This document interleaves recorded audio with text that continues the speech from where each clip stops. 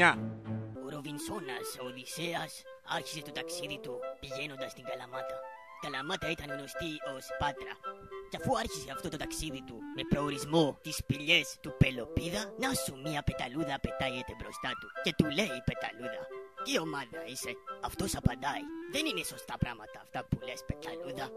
Η πεταλούδα του λέει: «Έχεις δίκιο, δεν ξέρεις τι λες». Και αυτός απαντάει: «Μήπως ξέρεις που είναι ο δρόμος για την Τρίπολη?» Και η πεταλούδα του απαντάει: «Μα είσαι ήδη στην Τρίπολη». Και τότε μια πλαστελίνη πέφτει στο ποτήρι του. Και το ποτήρι είπε: «Πεταλούδα, μήπως είσαι αρκούδα?» Και η πεταλούδα απήντησε: «Όχι, είμαι η αρχή της ενίοτε ασυδόπιτης προκατάληψης ενάντια του κλαμούδιου». Και τότε έρχεται ο Σιριμούρδιος και λέει: «Μήπως έχεις πεταλούδα?» Και η πεταλούδα απάντησε: «Μα καλά δεν βλέπεις, εγώ δεν έχω πεταλούδα». Και τότε του είπε η πεταλούδα: